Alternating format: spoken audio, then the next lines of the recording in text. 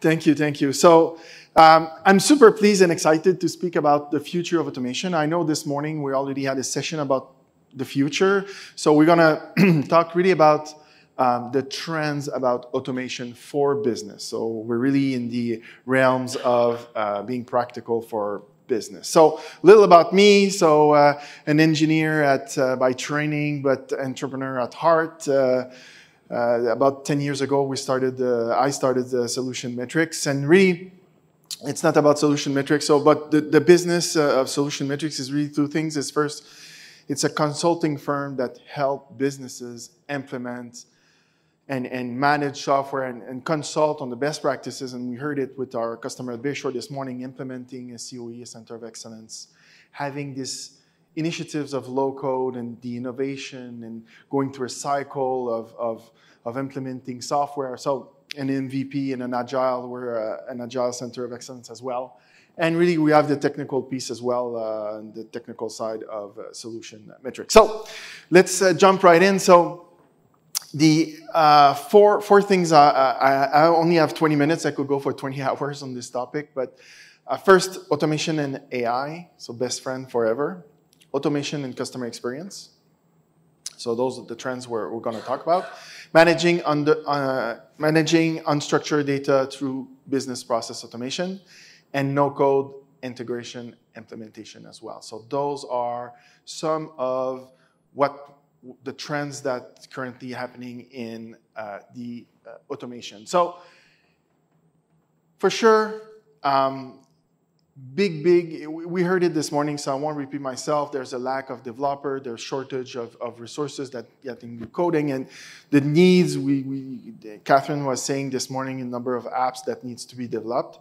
So, and so we need those automation. We need to be better at removing people in the way, and because there's the lack of resources, we want to make sure that the people do what they're valuable for.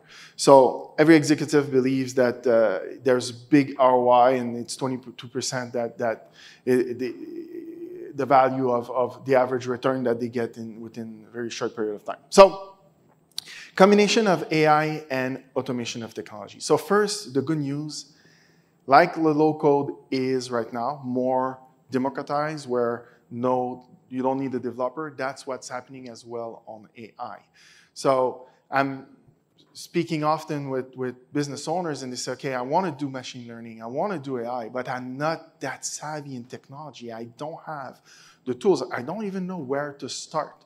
I know I have to do it because I'm reading, but I don't know where to start. So the AI tools right now to crunch your data, okay, to keep it a term that is simple, has become as low code right now, really democratized. So you don't need data scientists and those roles. So are fundamental in the pure research, but for businesses to embrace AI for a feed of your automation, that's something that can be done now. Now so today we're talking about the trend. It will get more and more on that sense, but they are talking more and more. So the one feed of your automation is the AI. So a couple examples. So the natural language processing, there's all sorts of technology where a customer will, let's say, engage on your website. So your actual customer. So come on your website for a support. So you don't know about it, right? He's on your website. The AI knows about it. So it will detect something, so you can proactively automate something, say, hey, Mr. Customer, do you need some help? Okay, so that's the type of, because the behavior is recognized, the AI knows and will trigger workflow. So that's an example of how we can leverage the platform. And this to implement, by the way, Creatio, if you're not using the AI part of Creatio, if you're a Creatio customer, very easy. Now, very easy to implement, and as well, some of our customers say, I don't have millions and millions and millions of record, right? Which is a premise to AI. So you can leverage a public data with your own private data. So you can merge both to really help your AI brain to really do the learning. So RPA as well. So when we talk about AI and automation, so if you don't know what RPA is, it's robotic programming application. So and it's definitely a trend in automation, and it starts to be some AI as well. So an example of how we use RPA is, let's say when you hire someone, you need to create that person or that new employee in your HR system, and then probably in your payroll system, and then probably in another platform. So the traditional approach would say, if I want to enter that person only one time, I will integrate all of those systems, right? So I will have API in between both, but you have to maintain those API and maintain the bridge that speaks. It's not always easy. So the RPA is a different approach. It's a robot that you enter it at one place, so the robot knows and will enter it for you. So it's really replacing a human that will actually key in the information for you, okay? So, and put it in multiple platforms. So that's also a way to input and feed your different system that the AI can take as a source, okay? So RPA is definitely a trend. And the platform that enables RPA, they were super expensive and heavy lifting in order to implement. They are being, like what's happening in the low code, it's, you don't need to be a developer to implement it. Same thing is happening with RPA. So definitely a big trend. So I'm gonna go quick here, but we increase productivity. That's the benefit of automating both. Reduce costs, improve accuracy and decision-making for sure, and enrich the customer experience. Now, let's go to one of my preferred topics, which is customer experience. So I'm gonna quick here, but we got the stats this morning. Everyone wants to serve their customer. We know that they will buy more, etc. So this comes actually from our corporate deck. I'm always saying that's what we do with product.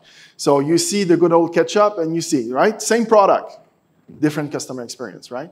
So this is what automation will start doing now. This is where our customer, our prospect want to do with platform like Creatio. They want to say, you know what, I have a great product. I want to have a super customer experience.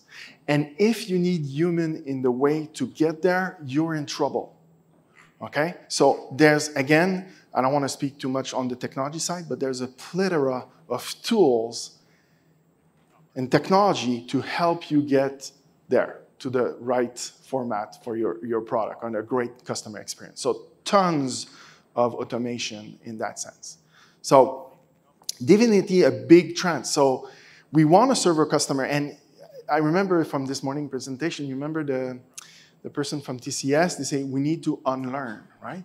It struck me because it's right. Because we're also good in organizational change management and it's true, it's a really tough thing because we used to, I want to serve my customer, I need to pick up the phone and call with my customer and speak with them. It's true. But it's not, we need to unlearn as well. There's other way.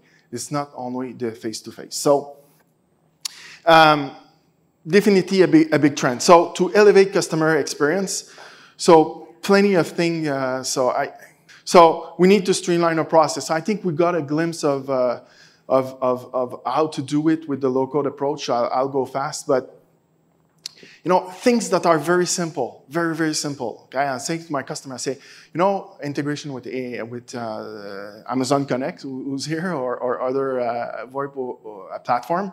When you're big A-type customer, right, your important customer call, why don't you have a human answer instead of a machine, right? So that would be the type of automation you can do for customer service experience. Very simple. We recognize the phone number, boom, you're okay. So those are the things that the technology enables. It's not a project of 18 months and $500,000. It's things we can do quickly. So, and all the data feed as well. And I don't want to go technical, but things like data lake, and if you're leveraging different platforms, it's pretty easy now to get the intake from those platforms, from the different unstructured data points to actually provide great customer experience. So definitely a big trend. So,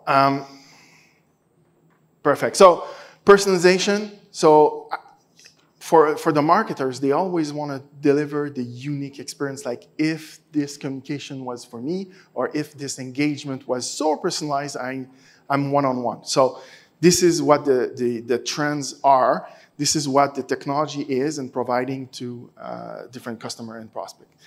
So electronics forms, for sure, chatbots, we talk about it, predictive analytics. Analytics, you know, we all know the analytics, traditional like Power BI and stuff. That's great, it's BI. The predictive trends as well of those platforms, they enable a lot of things that can be retaken to predict the data, feed the AI, and provide good customer experience as well. So in business, we all have scorecard where we measure every week where we are. And if there's some things that say, you know what, I smell the smoke, so I better tackle it, same thing happening with AI. They can be your eyes on your data to say, we foresee an issue here. So automation and data. So for sure, lots of unstructured data. So if I was speaking here, let's say 6, 7 years ago, we'll talk about roll up and have a data warehouse. And you remember those days, right? So they're gone. We don't need to structure data anymore. So that's a really good news because it's really complex. And then you have to do lots of transformation of the data. And so those are really good. So automation and data, manage unstructured data to business process automation, very, very important. So some of our customer would say, I don't have that data structure in a way where I have good reporting to give me an insight. Great, because you need to have it structured in order to understand it. Computer don't need to have it structured. They can have unstructured data. They can make the relationship point without what a human needs in terms of doing a relationship in between. So a couple of things, like if you've seen the computer vision, so a great learning technology for structuring your data. So if you have tons of PDF and tons of documents and, you know, and say, okay, so use the computer vision. They will help you summarize what's important in your document. And machine learning is easy on that. So I have a contract of 200 pages with my customer. I'm putting there, and what's important will be taken out of this. So, and what's common, like, you know, the legal clauses, you know, they stay in the document, but what's important, so me as a customer experience professional, when I see my customer profile, I know what's important. So lots of great trends. And for sure, the natural language processing. So more and more, our people, as our customer as call center, machine is listening to the conversation and can, you know, flag some conversation that doesn't go well and gain some action. And you know, the script, the famous script when you're in a call center, they are intelligent now. So the script is contextual on how the conversation goes. So that's things we're implemented in insurance. So I'll be speaking about that tomorrow on best practices, but save tons of problems, and the onboarding of the resources for call center, who normally in complex environment can take like 3, 4, 5, 6 months. It's quick. So again, taking data to structure it and help empower the complex multi-stage process as well. So the automation are able, and you can see workflows that if you're a Creatio customer, and we're using one with Blue Cross is one of our customer. So when they have a new claim, right?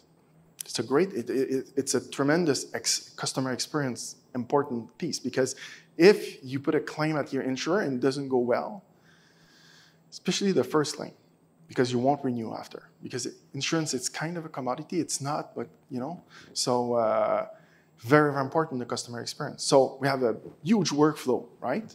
Very complex. We nail it down, and Creatio has the capability to handle it. But this is where we can handle super complex workflow. And even they've been challenged us. They say, you're never going to be able to do it. I say, trust me. It's okay. If I can't, I won't bill you. If I can, we celebrate, you pay it, and plus a martini or two.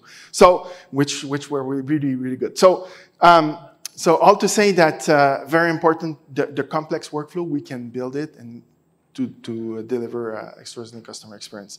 And for sure, customized workflow and machine learning algorithm through a friendly UI as well. So to have a better experience for the users of the technology, which is a big thing. User adoption is often a challenge at many enterprise. So I'm done. Okay, so I'm gonna go super quick. So automation and no code. I think we talked about the no-code. And the no-code or low-code, what I like is the innovation.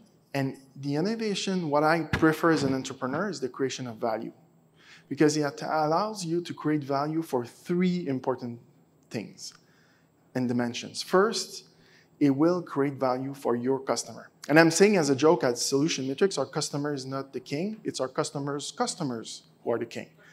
Because we want to create value for your customer. For sure, I want our customers to be happy, but so when we create value for the customer by automating and doing, we're also creating value on the business because it's more scalable, because they have more automation. And ultimately, we're creating value for the shareholders.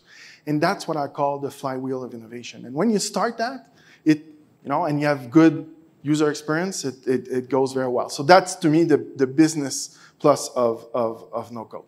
So I'm already done. I need to go. So they're going to shoot me here. So perfect. So thank you so much. I hope, I'm sorry I had to rush on it, but anyways, I'm at my booth there, so we'll be pleased to discuss more. Thank you.